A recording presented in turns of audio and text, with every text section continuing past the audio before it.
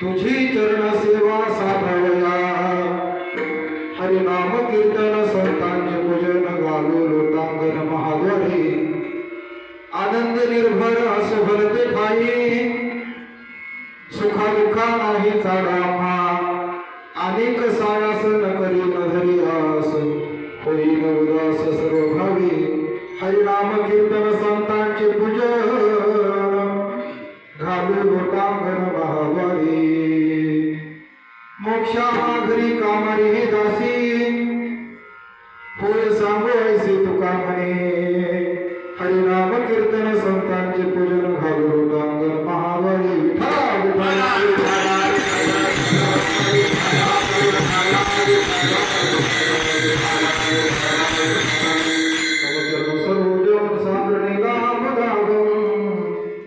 जगनीत पाणी मंडन मंडनादम तरुण तुलसी माला कंजरम कंजनेत्रम सदैवलहर्षं विठ्ठलं चिन्तयामि महायोग पीठे तटे भीमरथा परम पुंडलीकाय दातो मुनिद्रे समागत तिष्ठन्तमानन्द गंगम परब्रह्मलिंगम भजे पांडुरंगम पांडुरंगाको प्रथम नमः दुसरे चरण संतांची हा त्यांच्या कृपादाने कथेचा विस्तार बाबाजी सद्गुरुदास तुका कलावती जीवोदार्थावतारम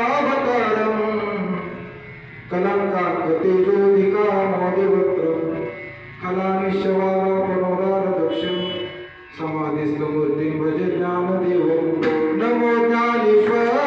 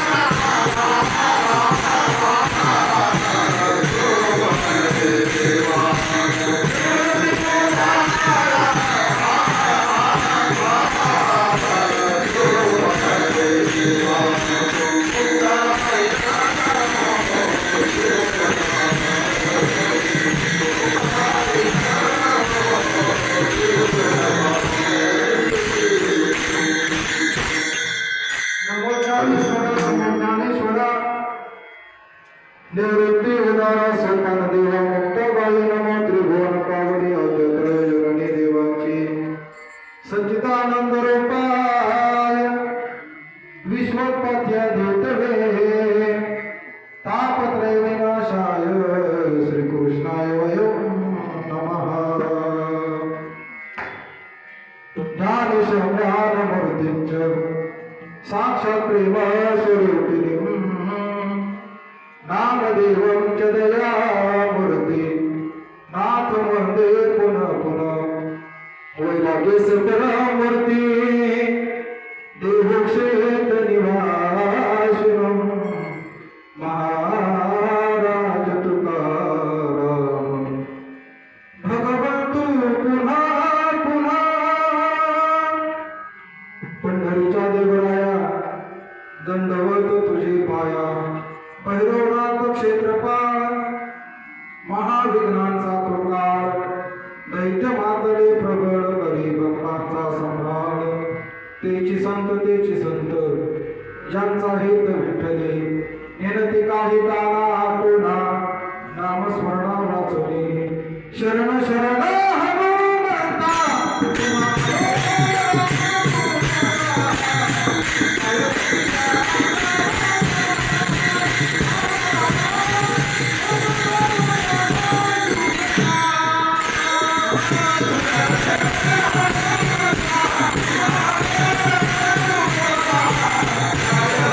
Hare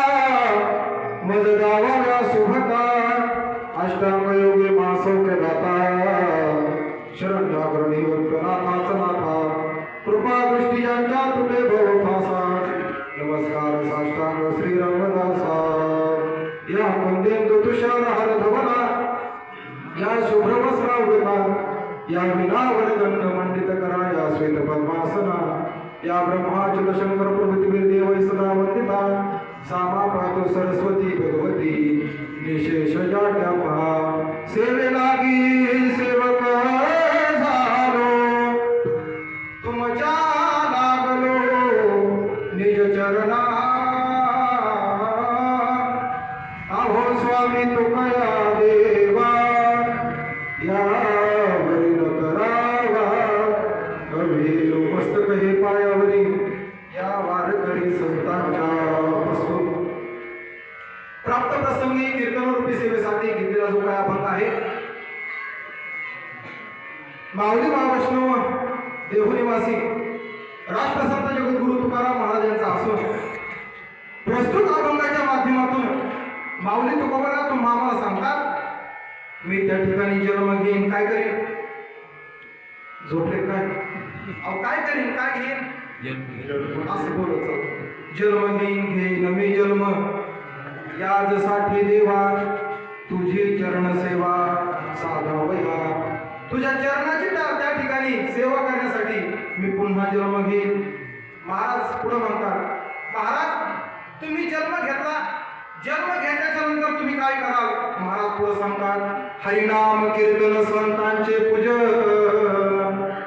घालो लोटांगण महाद्वारी त्या भगवंताचं मी नामचिंतन करीन आणि नामचिंतन केल्याच्या नंतर पंढरपुरामध्ये त्या ठिकाणी महाद्वारामध्ये त्या ठिकाणी मी लोटांगण घालीन घालो लोटांगण महाद्वारी महाराज तुम्ही ज्या आरती म्हणता नामसंकीर्तन करीन भगवंताचं नाम घेईन हे केल्याच्या नंतर तुम्हाला काय मिळेल महाराज पुढे म्हणतात आनंदे निर्भर असो भरते काही ठाई सुखा दुःखा नाही जागा महाराज तुम्हाला त्या ठिकाणी आनंद होईल हे खरं झालं परंतु तुम्हाला आनंद झालाय हे कसं आम्ही समजायचं महाराज पुढे म्हणतात आणि कसा यासन करीन धरियास होईल उदास सर्व भावे मी त्या ठिकाणी माझ्या देहावरती उदास होऊन त्या ठिकाणी माझं नाम चिंतन करील होईल उदास सर्व भावे महाराज तुम्ही एवढं आम्हाला सांगितलं परंतु त्या ठिकाणी पुढे महाराज म्हणतात मोक्ष आम्हा घडी कामारी येत असे होय सांगवायचे तुका म्हणे हरिनाम कीर्तन संतांचे पूजन घालो लोटांगण महाद्वारी सरळ सरळ अर्थ या अभंगाचा मी तुमच्या समोर सांगण्याचा प्रयत्न केला आज या ठिकाणी आपण कशासाठी जमलेलो आहोत सर्वांना त्या ठिकाणी ज्ञात आहे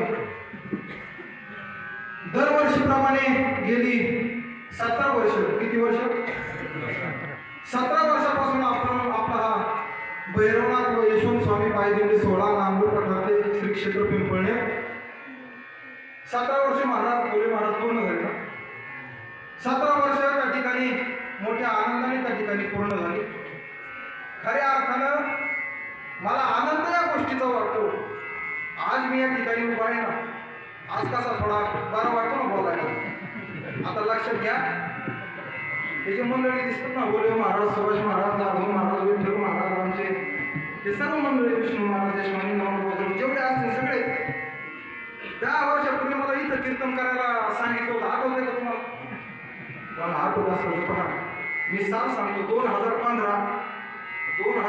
साली मी होतो 10वीला कितवीला आता 10वीच्या पोराला कीर्तन करायला सांगितलं थोडं चुकीचं नाही वाटत का तुम्हाला हा अहो बोला ना चुकीचं आहे का नाही समजा एखादा पोर तुम्हाला टीचर पेपरून आले त्याला तर सांगायचं नाही नाही तू आज संध्याकाळी कीर्तन करायचं का पाहिजे मी म्हटलं महाराज आपल्याला नाही जमणार कारण खरं सांगून जाईल मला काही कीर्तनकार होण्यासाठी संस्थेत टाकलंच नव्हतं ऐका आमच्याकडे जे संस्थेत मुलं येतात ते कीर्तनकार बनवून यायच्यासाठी येते नाही कशासाठी येतात चांगले संस्कार लावा म्हणून येतात आणि आमच्या घरच्यांनी तेच केलं तू कीर्तनकारच होय किंवा तू गायकच होय असं काय आम्हाला सांगितलं नव्हतं आज खऱ्या अर्थानं आम्हाला आनंद वाटतो की 10 वर्षापूर्वी बोले महाराजांनी या सर्व मंडळींनी त्या ठिकाणी मला 10वीचा पेपर लिहून आम्ही दुपारी आणि संध्याकाळी सांगितलं तुला कीर्तन करावं लागेल. म्हटलं महाराज मी अजून काय कीर्तन केलं नाही हो, परंतु तुम्ही म्हणत असाल तर करतो.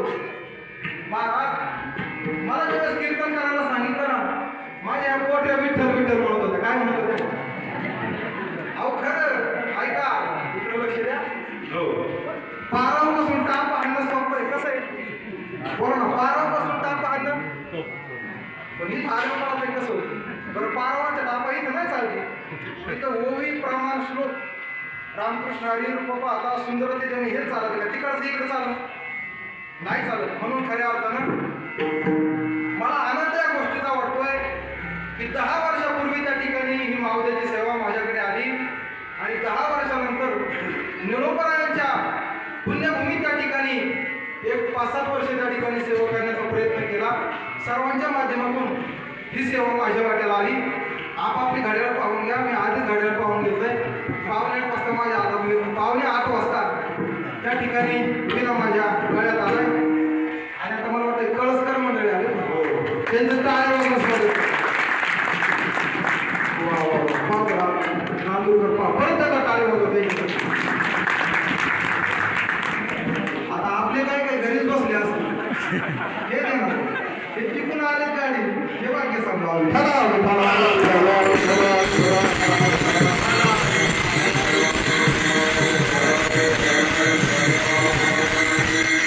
या कार्यक्रमासाठी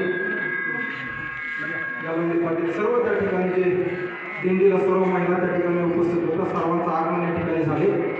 या कार्यक्रमासाठी आमच्या संस्थेचा विद्यार्थी स्वराज महाराज, श्रवण महाराज, सर्व मंडळी, बोले महाराज, चौधरी महाराज, जाधव महाराज, विठ्ठल महाराज, पदवीधर देशपांडे, सर्व आमच्या वारकरी संस्थेतील विद्यार्थी सर्वजण या कार्यक्रमासाठी उपस्थित आहेत. उत्कृष्ट अशी साऊंड सिस्टीम बाबाजी शेठ चौधरी यांच्या माध्यमातून आले.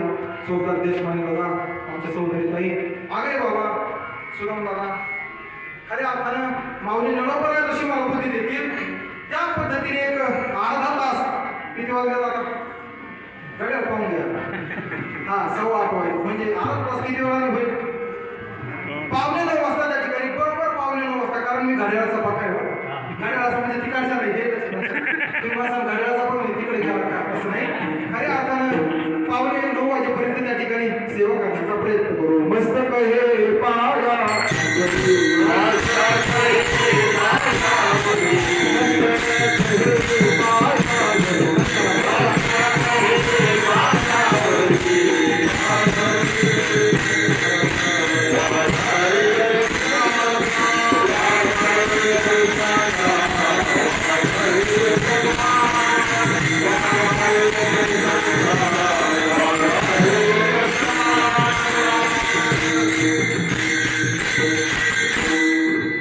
ऐका, माझ्या अवगुणाचा प्रतिपाद्य विषय असा आहे की महाराज म्हणतात मी जन्म घेईन. मला सांगा, जन्म घेणं इतकं सोपं वाटलं का तुम्हाला? आपण जर गेलो पुढं घरी नाही पुढं देवाघरी, देवाघरी, आणि तिथं गेल्याच्या नंतर जर आपण म्हटलो घेईन मी जन्म यासाठी देवा शक्य करेल. ते फक्त त्या ठिकाणी साधू संत मायबापच त्या ठिकाणी जन्म घेऊ शकतात. महाराज जन्म घेणं बोलणे इतके त्या ठिकाणी सोपं नाही. मला वाटतं मरण येणं सोपं आहे. काय येणं सोपं आहे? मरण येणं सोपं आहे, परंतु आपण जन्म कुठं घ्यायचा हे आपल्या हातात आहे नाही. बोला नाही, नाही. जन्म कुठं घ्यायचं हे आपल्या हातात नाही. तसं मरण कुठं येईल हे आपल्या हातात आहे का? बोला नाही, नाही. जसं जन्म आपल्या हातात नाही, मरण आपल्या हातात नाही, परंतु मधला काळ कसा जगायचा हे कोणाच्या हातात आहे? आपल्या. आता चुकीचे बोलले तुम्ही. आपल्या कसं अहो मधला काळ कसा जगायचा असणार तर लोक कशाला नाही कळलं तुम्हाला? असं काय म्हणलं कळते तुम्हाला? मला सांगा, भगवंताने हा नरदेह आपल्याला दिला. नरदेह दुर्लभ जाणारे तुम्ही वासुदेव वासुदेव.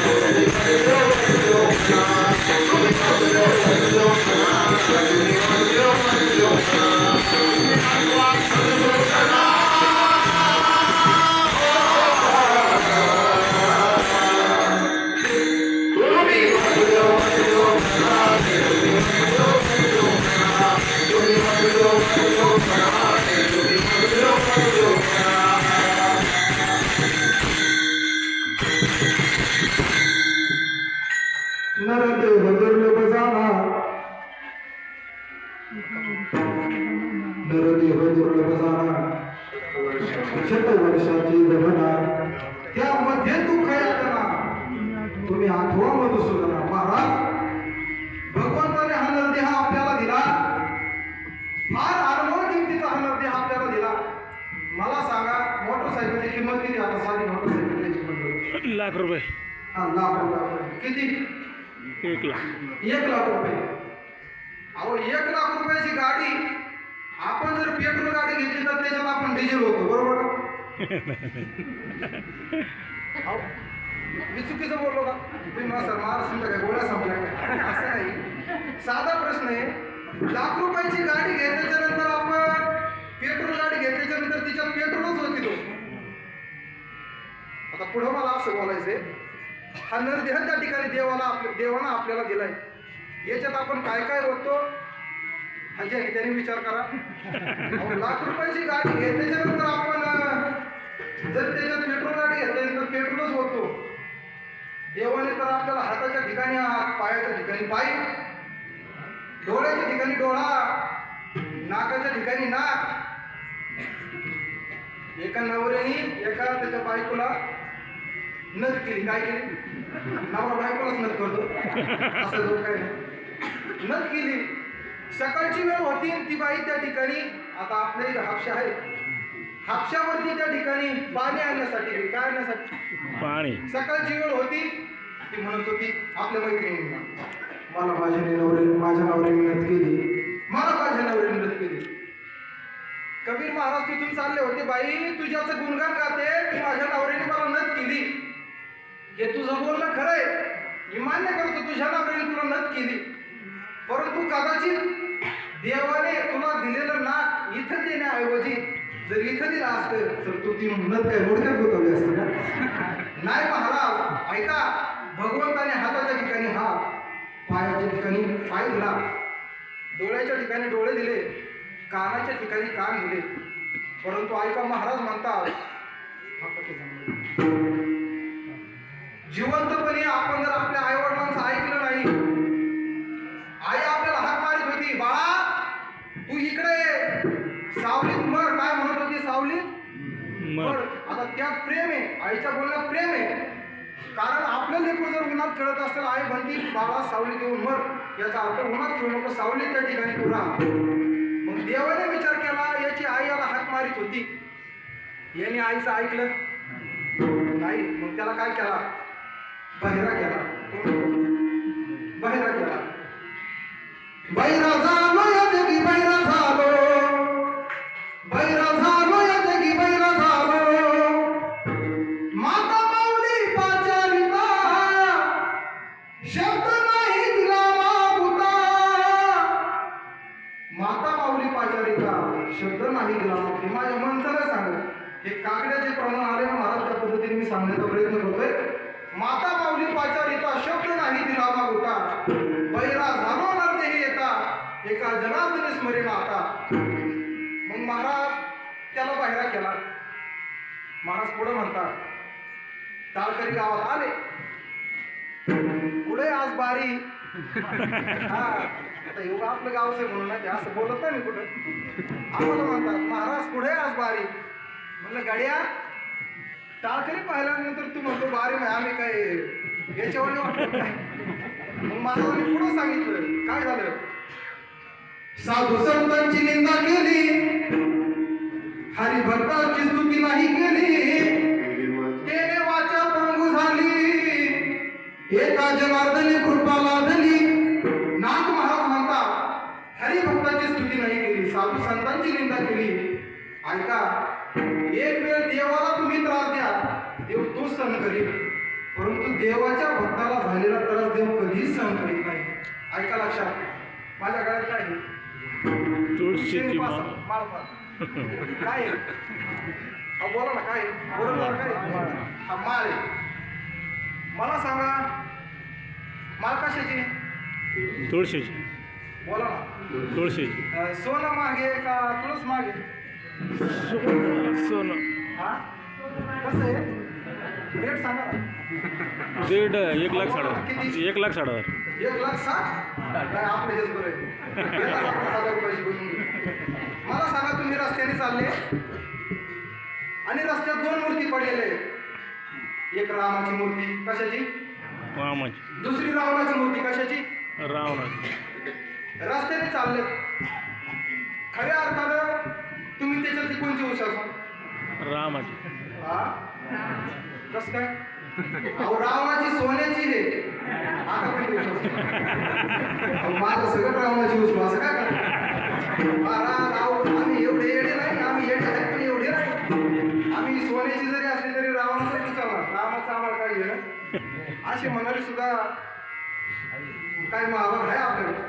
खऱ्या अर्थानं माझा मुद्दा चाललाय. महाराज म्हणतात, साधू संतांची निंदा केली, हरिभक्ताची स्तुती नाही केली, केले वाचा पंगू झाली, एका जनार्दन कृपा लाभली. साधू संतांना दिलेला त्रास खऱ्या अर्थानं देवाला त्या ठिकाणी सहन होत नाही. महाराज म्हणतात, स्तुती अथवा निंदा करावी देवाची, कीर्ती मानवाची वर्णू नये. खऱ्या अर्थानं हे मंगळसूत्र आहे. काय कोणाचं? मोठे वारकऱ्याचं म्हणजे आपला एक धरीला चित्ती आंबे रघुमाईचा देवाचं मंगळसूत्र आपण आपल्या गळ्यात घालतो.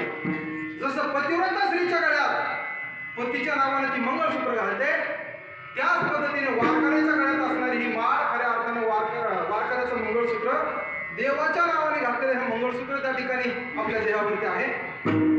माझा मुद्दा चाललाय की जर पतिव्रत स्त्रीच्या गळ्यात असलेलं मंगळसूत्र सर्व अधिकार शरीरावरती त्या पतीचा राहतो, जगाच्या मालकाचं मंगळसूत्र घातलंय, देवाने आम्हाला कसं ठेवायचं हे कोण ठरवणार? हा, देवच ठरविल ना. एक धरीला चित्ती मी आधी सांगून गेलो, आम्ही रघुमाईचा पती. आम्ही त्या ठिकाणी पती केला, कोण? जगाचा मालक. आणि एकदा का जगाच्या मालकाचं आपल्यावरती लक्ष राहिलं तर कोणाची गरज? आपल्यासोबत देव असावा का आपल्यासोबत मित्र असावा? हा, बोला ना. अहो, देव असावा हे सगळे कीर्तनकारी सांगतात, तुम्ही ऐकतात, परंतु देव असावा हे ठीक आहे, परंतु प्रत्येक वेळेस देव आपल्या कामाला येईल का? नाही. ऐका शांततेत. आता माझा मुद्दा चाललाय. बरेच महाभाग आम्हाला म्हणतात, महाराज देव खरंच आहे का? काय म्हणतात? देव खरंच आहे का बाबा? इथपर्यंत लोकांची नजर गेली. आमच्या वयाची पोरं म्हणतात, बोले महाराज जर तुमचा देव असता, काय म्हणतात, म्हणजे आम्ही त्यांच्या विरुद्ध पाहिजे. आपला नाही म्हणतो, जर तुमचा देव असता तर कधीतरी पेरणीच्या बाजारात पाटील दिसला असता. जर तुमचा देव आहे, देव आहे, देव आहे, देव आहे, देव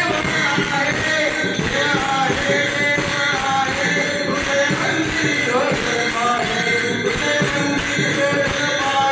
तुझे मंदिर शोधन पाहे, देव आहे, देव आहे, तुझे मंदिर शोधन पाहे, तुझे मंदिर शोधन पाहे, तुझे मंदिर शोधन पाहे.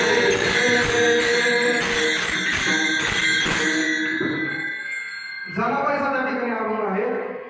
देव आहे, देव आहे, हृदय मंदिरी शोधनी पाहे, देव नटला नाना पडे, भरोनी वरला चराचरे. आता माझा मुद्दा चाललाय की लोक म्हणतात, महाराज जर तुमचा देव असा पण कधीतरी बाजारात दिसला असता, तुमचा देव ज्या अर्थी दिसत नाही त्या अर्थी तुमचा देव नाही. हा अशी म्हणणार आहेत काही काही. ते काय म्हणतात, जे डोळ्याला दिसतं तेच खरं. काय जे डोळ्याला दिसतं ते. आता माझा मुद्दा असा आहे, आता लाईट लागली, तुम्हाला करंट दिसतो का? अहो बोला ना, करंट दिसतो का? दिसतच नाही, परंतु करंट आहे कधी कळत? हा तसंच आहे. महाराजांनी सांगितलं, मंथुनी नवनीता तैसे ज्ञानता वाया व्यर्थ करता सांगी मार्गा. मंथन करावे लागेल. ज्या पद्धतीने मंथन केल्याच्या नंतर आपल्याला त्या ठिकाणी लोणी तूप काय असेल ते मिळेल, त्या पद्धतीने जन्मोजन्मांतरी खऱ्या अर्थाने निळोबरायांची वारी असेल, नाथपासांची वारी असेल, माऊलीची वारी असेल, सोपानदेवाची वारी असेल, निवृत्तीनाथाची वारी असेल, हे केल्याच्या नंतर त्या ठिकाणी संताविना प्राप्ती नाही. ऐसे वेद देती गोडी हरी प्राप्तीसी उपाय, धरावे संतांचे ते पाय. मला सांगा, आपल्या हृदयात जर देव नसता तर आपण इथपर्यंत चालत आलो असतो का? नाही. ऐका माऊलीची ओळी, म्या बोलविला वेद बोले, म्या चालविला सूर्य चाले, म्या हलविला प्राण हले, जो जगाते चाळीता. आपल्याला त्या ठिकाणी कोणीतरी चालवणारा, कोणीतरी चालवणारा आहे. महाराज म्हणतात, चाले हे शरीर कोणाची असते, कोण बोलविते हरिवीर. आता मला सांगा, देवाने आपण आपल्या मनाने संध्याकाळी झोपलो, सकाळी जर देवाने ठरवलं याला उठवायचं, उठवायचं नाही. तुम्ही काय करा? काय नाही करायचं महाराज, मुंबईच्या पाहुण्याला फोन करू आणि अजून काय करू, साहित्य गोळा करू, असं साहित्य गोळा करू. याचा अर्थ आपल्याला कुणीतरी चालवणार आहे. पुढं महाराज म्हणतात, तुझ्या सत्तेने वेदासी बोलणे, सूर्यासी चालणे तुझ्या म्हणे, ऐसा तू समर्थ ब्रह्मांडाचा धनी, वर्म हे जाणून शरण आलो. सूर्याला सुद्धा चालवणारा कुणीतरी, सूर्याला चालवणारा सुद्धा कुणीतरी आहे. आता मला सांगा, आपण त्या ठिकाणी डोंगराळ भागात राहतो, समुद्राला आणि पर्वताला सुद्धा त्या ठिकाणी सांगितलं जागा सोडायची. समुद्र काय म्हणतो, समुद्री रेखा ओलांडावी, काय म्हणतो, पृथ्वी व्हावी ही आज्ञा माझी, म्या बोलू. आता मला सांगा, कोकणातल्या समुद्राने जर ठरवलं चला आपण पाठरावं हिंदू येऊ, जमल का? चौधरी महाराज जमल का? नाही जमणार. आता अलिबागला वगैरे जर गेले असते, समुद्र म्हटलं चला आता लय कंटाळा आलाय, रोज हे लोक माझ्याकडे पोहतात, माझ्यात येतात, सर्व आंघोळ्या वगैरे सगळं करतात, आपण जरा पाठरावं. आणि पर्वताने जर ठरवलं चला आपण त्या ठिकाणी मुंबईला जाऊ, जमल का? अहो यांना चालवणारा कुणीतरी आहे, यांना कुणीतरी आज्ञा दिलेली आहे, म्हणून हे त्या ठिकाणी एका ठिकाणी स्थिर आहे.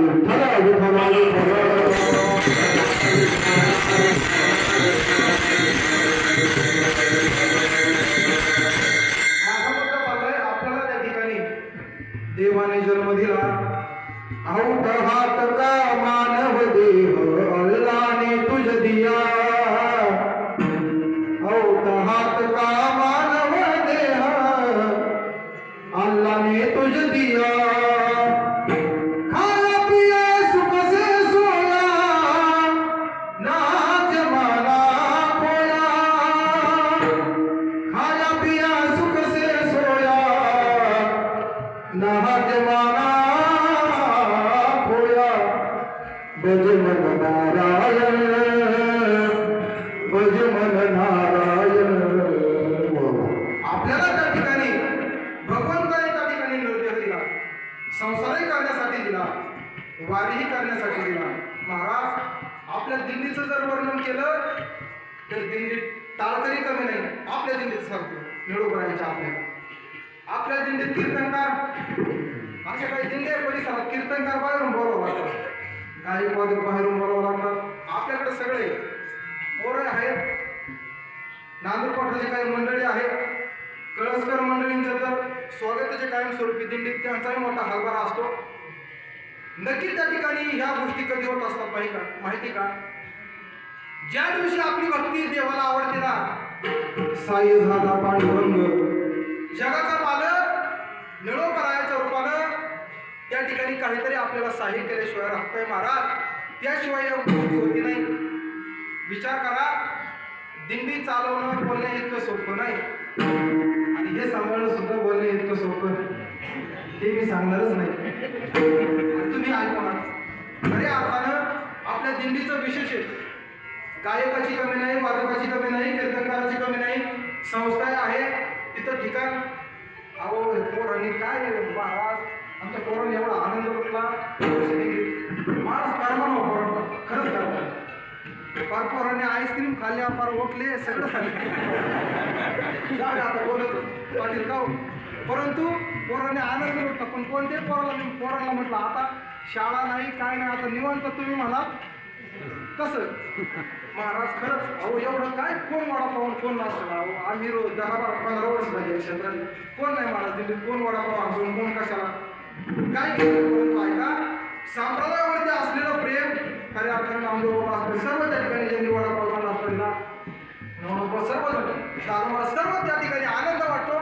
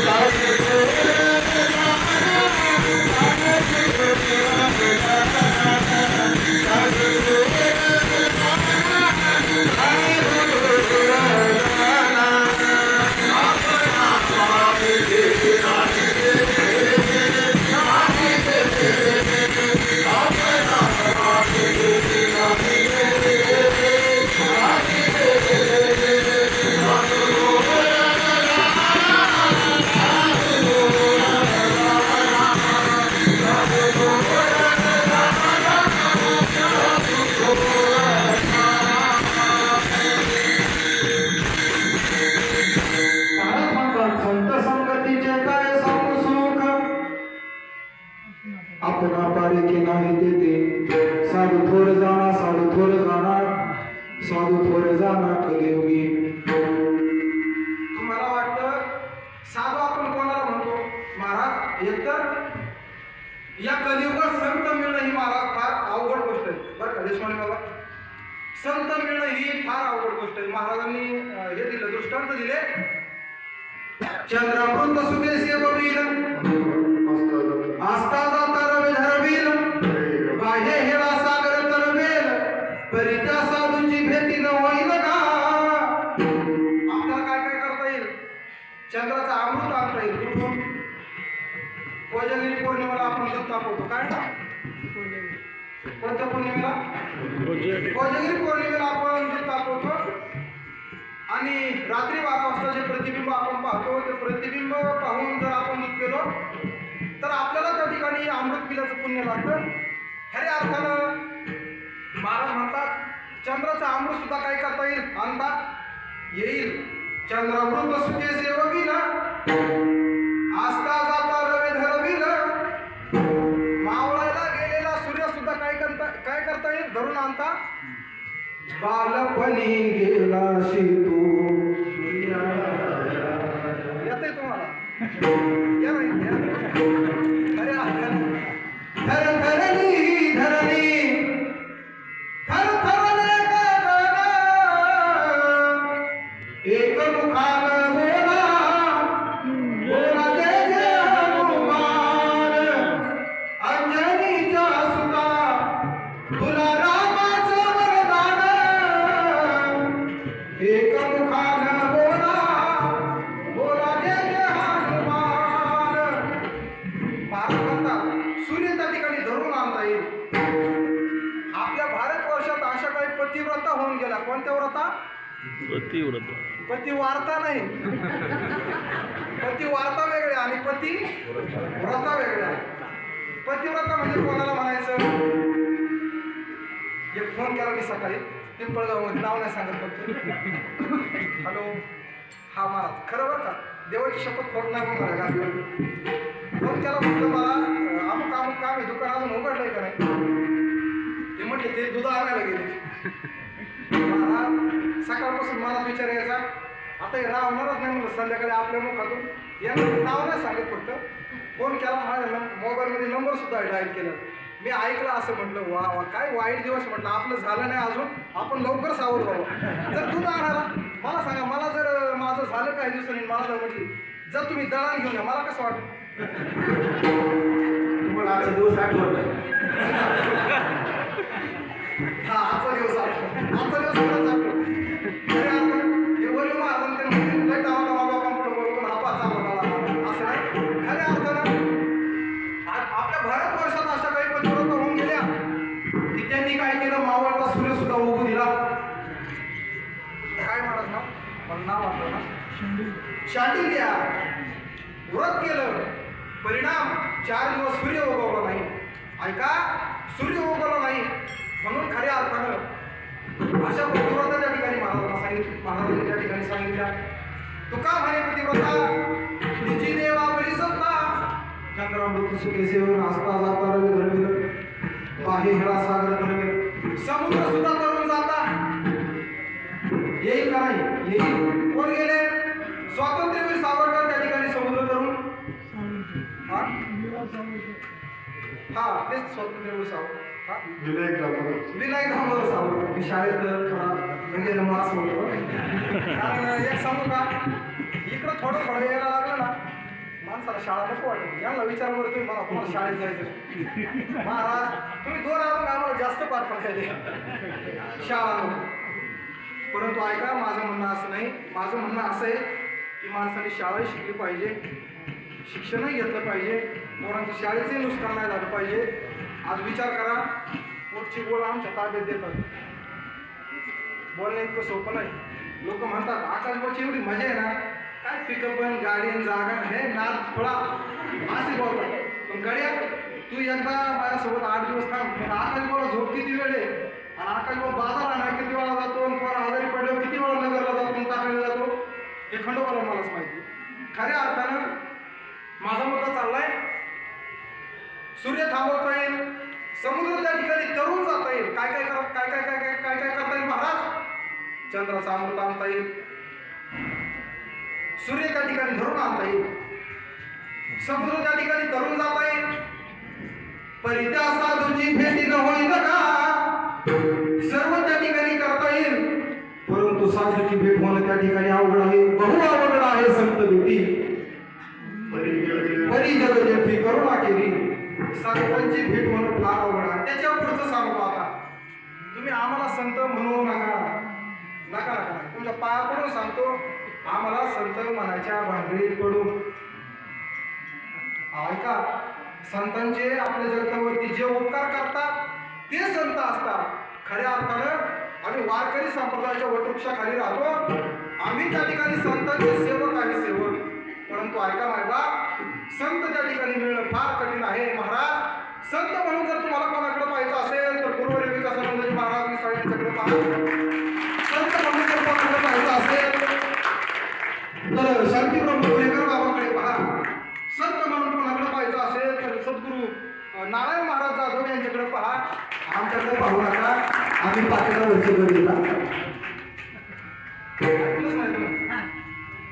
आम्ही पाकिटावरची गडी माझं नाही सांगितलं, बाकीचे आले तर एक सांगू का महाराज, कीर्तनकार असा, गायक असा, वादक असा, संसारिक असा, परंतु ऐका, ज्या कीर्तनकारांनी मोकार समाजाला लुटलं, मला माहिती तुम्ही काहीच करू शकत,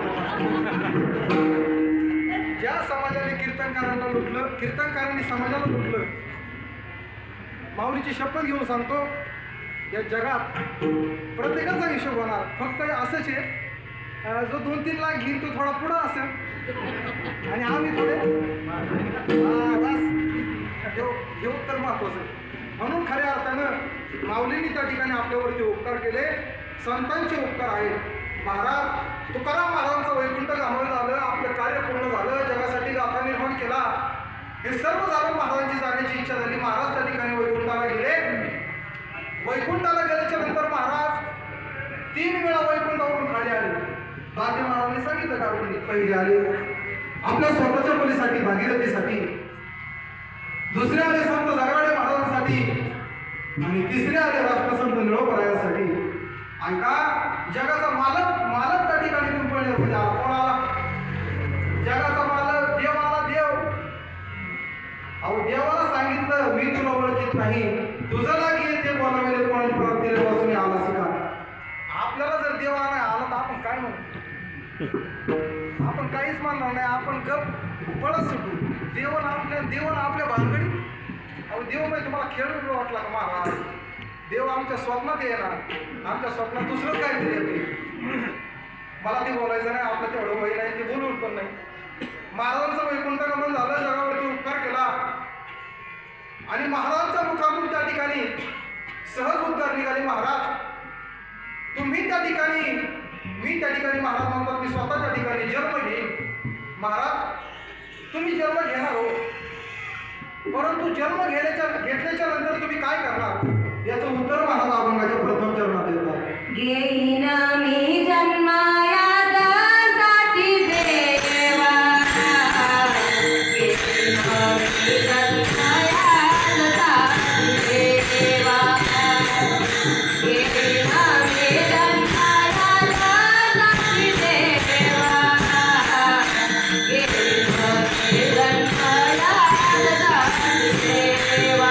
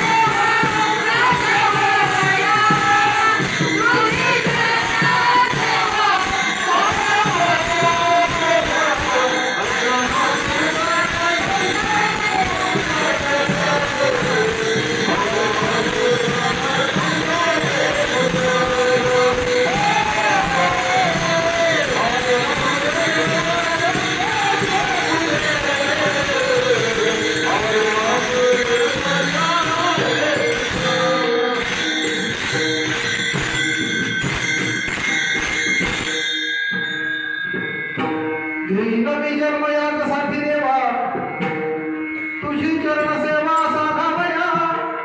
महाराज अभंगाच्या पहिल्या चरणात सांगतात, घेईन मी जन्म यासाठी देवा, मी कशासाठी जन्म घेईल? तुझी सेवा करण्यासाठी जन्म घेईल. कशासाठी? आता आपण समजा इच्छा नसताना आपल्या त्या ठिकाणी जन्म हातात नाही, मृत्यू हातात नाही, मी आधीच तुम्हाला सांगितलं. परंतु माझा मुद्दा असा आहे, आपण त्या ठिकाणी गेलो, आपण मृत्युमुखी पडलो, परत जन्म घेणं आपल्या हातात आहे का? नाही. बोला ना, जन्म घेणं आपल्या हातात आहे का? नाही. कसं काय नाही? प्रमाण आहे का? प्रमाण असं सांगते महाराज, जन्म घेणे लागे. आता कसं काय? आता प्रमाण खोटं का? ऐका ऐका ऐका, जन्म आपल्याला म्हणतो, तुम्ही काही चुकीचे बोलले नाही. त्याच्या पुढचा मुद्दा असा आहे, माणसाचं पाप आणि पुण्य समान जेव्हा होईल तेव्हा माणसाला जन्म. जास्त पाप झालं तर नरकात जावं लागतं, जास्त पुण्य झालं तर स्वर्गात जावं लागतं, अधिक पुण्य झालं तर वैकुंठात जावं लागतं. परंतु महाराज ज्या अर्थी म्हणतात की मी जन्म त्या ठिकाणी घेईल, याचा अर्थ असा आहे, ज्या अर्थी महाराज म्हणतात मी जन्म घेईल, त्या अर्थी महाराजांची त्या ठिकाणी महाराजांना देवाची काहीतरी सेवा करायची आहे, म्हणून महाराज म्हणतात मी पुन्हा त्या ठिकाणी जन्म घेईल. आता त्याच्या पुढचा मुद्दा आहे का संतांचं जाऊ द्या, आपल्या त्या ठिकाणी आपण विचार करा, पंढरपूरला कोण कोण गेलं? पंढरपूरला कोण कोण गेले? काही ज्ञानेश्वरीत नाही, हे प्रत्येकाला समजा ते कोण कोण गेले कोण कोण नाही गेले. मोकळ्या मनाने हात वर करा, करा हात वर करा, करा अंका नाही करा तुमचा, करा हात वर करा, करा.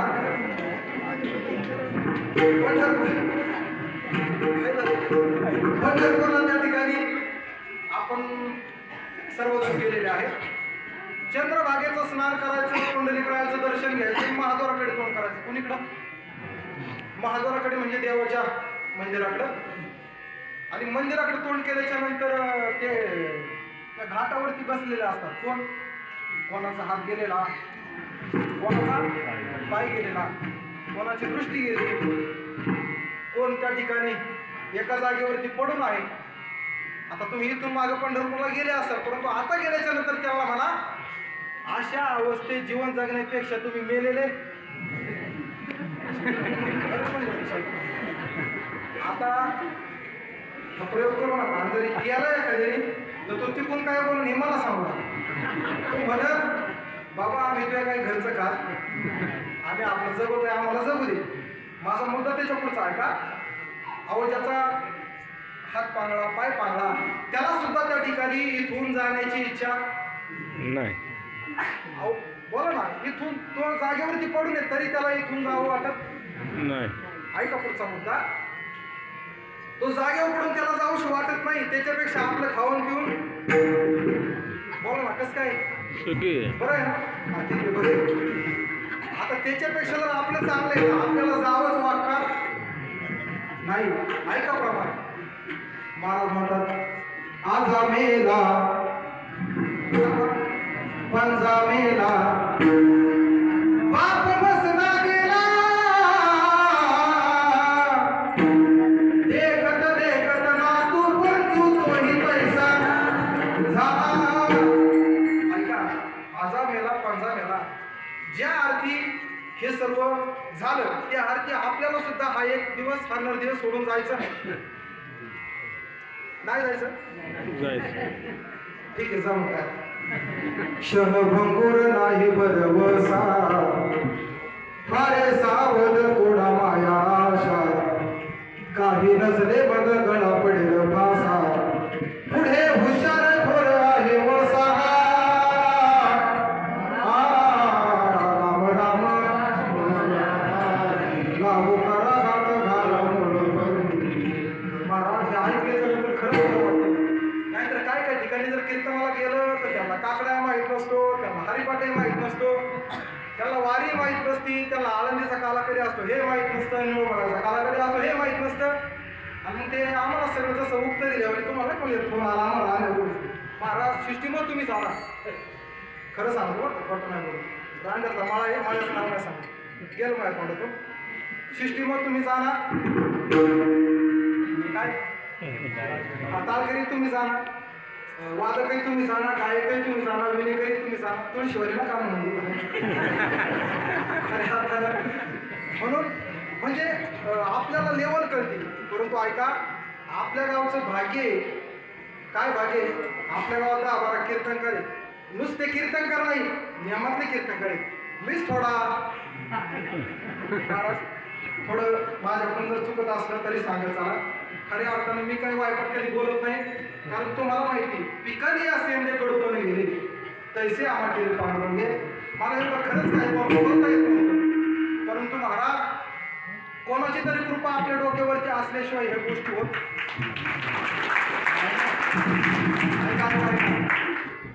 साधं मुलीचं लग्न करायचं असलं तर आपण 50 विचार करतो. ज्याच्या हातात आपल्या पोरीचा हात द्यायचा आहे ते धोरणात हा धोरणात आहे का तो असंच लिजिंग खेळत होतो संध्याकाळी ऐका ऐका त्याच्या पुढेच ऐका आमचा हात आमच्या घरच्या नील हो महाराज शिंदे तानाजी महाराज गावले विशाल महाराज जाधव महाराज यांच्या हातात दिला परिणाम काय झाला चांगलं झालं ना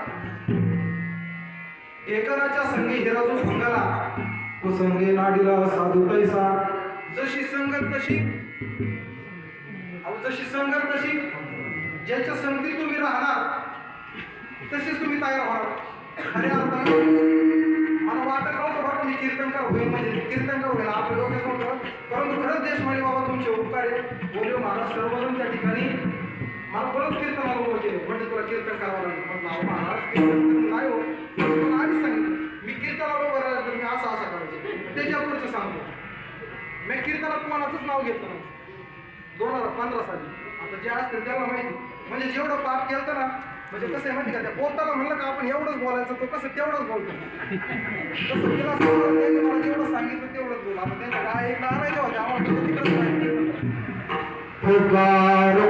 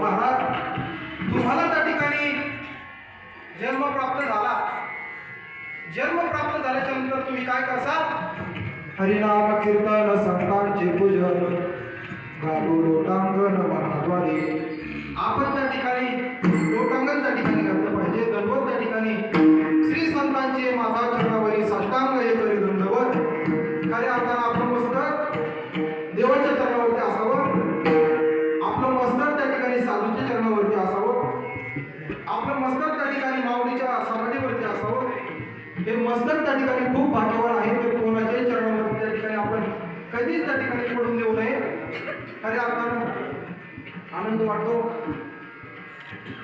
की मला ही कीर्तन करण्याची संधी दिली जशी माऊलींनी दिली संस्थेत 2-3 वर्ष त्या ठिकाणी राहण्याचा योग आला त्या पद्धतीने तुमच्या समोर बोलण्याचा प्रयत्न केला आधीचं काही न होता या कार्यक्रमासाठी कळसकर मंडळी असतील वारकरी संस्थेतील विद्यार्थी असतील आणि खऱ्या अर्थानं वरीव महाराज चौधरी महाराज लाधव महाराज पल्लविता देशपांडे विठ्ठल महाराज सर्व त्या ठिकाणी आपले गावकरी सर्व त्या ठिकाणी आपल्या गावचा नवीनच तयार होत असणारा पदवादक स्वराज बोलत कसं आहे आता माहिती का जाऊ बोलतोच आता रात आपल्याला पाटील पोरगा आपल्याला कितीला टाकलं तुम्ही 8वीला टाकलं आता कितीला आहे 10वीचे पेपर चालू आहे म्हणजे झाले किती वर्ष 3 वर्ष 3 वर्ष झाले किती 3 वर्ष झाले आता त्याच्या पुढचं बोलतो आमच्याकडे येणारा माल हा काय सगळा सारखा महाराज हे येडेवाणी करते म्हणून हे तुमच्याकडं आणि दुसरं ना ते शाळे ते त्याचं टेन्शनच नाही ते आमच्या घरामध्ये म्हणजे बिनकामाचा माल आमच्याकडे आज जे शाळे ते इथं जवळ ते शाळेत जाणे शाळा शिकवत पाहता खऱ्या अर्थानं म्हणून आनंद वाटतो ह्या पोरांसाठी मला टाळी वाजवा समाधान वाटते त्याच्या पुढचं सांगून जाईल की ज्या वेळेस एक मुलगा त्या ठिकाणी संस्थेत कीर्तन वाजवायला बसतो, हरिपाठ वाजवायला बसतो, त्या ठिकाणी आईवडिलांना एवढं समाधान वाटतं. त्याच्या पुढचं सांगतो, पैसा किती असू द्या, संपत्ती किती असू द्या, परंतु मागची सांभाळलेली पिढी जर धोरणात नसली तर तुम्ही तर शांतच झाले. खरं बोलावं लागणार नाही तुम्हाला. कारण माझा स्वभाव थोडा मला कसं म्हणतात, तापड म्हणतात, फाटका म्हणजे काही बोलू नाही, काही नाही बोलत, जे बरोबर आहे तेच बोलतो. आनंद वाटतो. आजी पानसरे, संतोष पानसरे, त्यांचा एक पोरगा आहे की चांगली पोरं महाराज प्रवचन वगैरे करतात, गायन करतात कीर्तनात. आणि सर्व त्या ठिकाणी हे विद्यार्थी तुम्हाला वाटतं काही दोन उभे म्हणजे हे लईच नाही महाराज कसे तुम्हाला प्रत्येकाला लय तर लय किती असतील?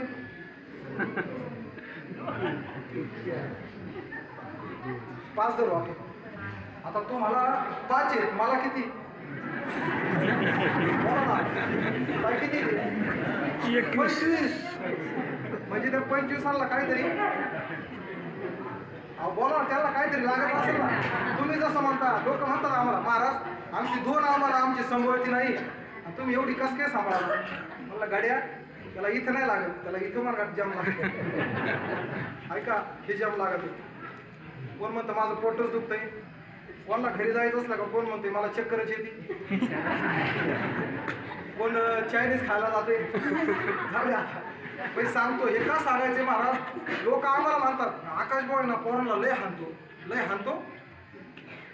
ऐका, तुम्हाला काय झालं, त्या पिंपळगावात संगीत प्रवचन होते आणि मला आहे ना, मी खरंच सांगून जातो, मला कार्यक्रमाचे दिले 7,000 रुपये. किती? हे पोरं साक्षीदार खोटं बोलला नाही. धोमेची आजी म्हटली 1 तासाची 7,000. आजीला आता सांगावंच कोणत्या तोंडाने. म्हटलं आजी तुम्ही एक करा, आता तुम्हाला मी डायरेक्ट कोर्टला नेतो. कुठे नेतो? कोर्टला. 8 दिवस तुमची खाण्यापिण्याची सगळी सोय काय करतो मी करतो. तुम्ही एकदा पहा आम्हाला तेल किती लागत आहे, किराणा किती लागत आहे, भाजीपाला किती लागत आहे. म्हटली तो आडवा बोलायला. मला आडवा नाही बोलत आजी, मी सरळ बोलतोय. तुम्ही म्हणता 7,000 भेटले तुला. म्हटलं हे 7,000 7 ठिकाणी जाणार आहे. हे 7,000 भाजीपाल्याला जाणार आहे, हे 7,000 डिझेलला जाणार आहे, हे 7,000 कपड्यांना जाणार आहे, हे 7,000 एखाद्या पोरा आजारी पडलं त्याला जाणार आहे, हे 7,000 आता यांना रात्र जिजुरीला न्यायचं तिथं जाणार आहे. उद्या रविवारी सुट्टी म्हणून पोरं म्हटली महाराज आता लय जमले. आणि खरंच महाराज पोरांनी लय आनंद लुटला, दिंडीत लय आनंद लुटला. ऐका, पोरं कान्होरमधून तर थेट पारनेरमधून पाय तर थेट निळोबा आहे. खरंच बरं का, महाराज साक्षीदार आहे. फक्त घाटात पावणीच्या पोरं त्या ठिकाणी पाय चालली. आमच्या गाडीचा पाय फुटला. मी एवढा तापलो पोरांना म्हणलं सुटा बरं तुम्ही पहिले दिंडीत. पोरं सगळे पाय दिंडीत 1 किलो आणि पोरांनी तोंड केले आणि दमली पोरं सगळ्यांना. आता जे होते वारीत सगळ्यांना त्या ठिकाणी दिसले. पोरं एवढी दमले ना, पोरांना मी विचारलं म्हणलं आज कसं काय वाटते? म्हणजे महाराज आज नाही असं एकदाच वाटलं, सागर नाही म्हटले, खरे अर्थ नाही. म्हणून आनंद या गोष्टीचा वाटतो का मी तुमच्यातला एक जण आहे. त्याच्या पुढचं सांगून जाईल. आपल्याकडं असं एक पोरग आहे, त्याला 1.5 वर्ष झालं, त्याची आई भेटली नाही आणि बापही भेटला. गादीवर एक पोरग इथंच, मी आता इथून बोट करून दाखवत नाही. लोक म्हणतात आकाशवाणी ना नांदूरमधून सध्याचे 40,000 रुपये नेले. अहो मला प्रश्न पडतो, अहो गाड्या ओळखून या माझ्या हिशोबाच्या वाया पा 40,000 रुपये नेले म्हणजे तो काय जाऊ दे नाही बोलत खऱ्या अर्थानं. म्हणून हे इतकं सोपं नाही. आणि या मुलांसाठी वारीत त्या ठिकाणी मदत केली बरं का. मला आधीचं नाही बोलायचं, आता जे झालं ते बोलायचं. वारीत मदत केली. आमचे बाबाजी लक्ष्मण वलवे त्यांनी 5,001 रुपये दिला. मी ते मागायला आलो बरं. तुम्ही मला हा बाबा त्या बाबावानी करायला लागला. ते डोक्यात नका घेऊ, असा विषय नाही. म्हणून ज्यांनी मदत केली, आमचे गोविंद नारायण घोलप असतील, प्रमोद शेळके असतील, त्यानंतर बरेच मान्यवर आहेत, त्यांचे नाव मी पुढं, यांनी मदत केली. आधीची काही बडबड न करता जसं त्या ठिकाणी माऊली तुकोबारायांनी जशी बुद्धी दिली, माऊली जामाबाईंनी जशी बुद्धी दिली, त्या पद्धतीने बोलण्याचा प्रयत्न केला हे माझं नसून माऊलीचे आशीर्वाद, गुरुवर्यांचे आशीर्वाद, मुलं त्या ठिकाणी सुंदर आहे. तुम्ही माझी तास सव्वा तास बडबड ऐकून घेतली. तुमच्या चरणी मी माझं मस्तक ठेवतो, मस्तक माझा पायावरी. या वारकरी संतांच्या एकच सांगून जाईल, पुढच्या पिढीला कमावण्याच्या भानगडीत पडू नका. चुकीचं बोलत नाही. एवढं शेवटचाच मुद्दा 2 मिनिटात सांगणार. पुढच्या पिढीला कमावण्याच्या भानगडीत पडू नका. पुढच्या पिढीला काय घेणं नाही. तुम्ही 20 रुपये रोजाने गेले का 30 रुपये रोजाने गेले, मला चांगला आठवते. माझी आई 20 रुपये रोजाने कामाला जात होती. याच्यातली काही माणसं साक्षीदार. आज लोकांना गाड्या दिसतात, सगळं दिसतात, ते मला बोलायचं नाही.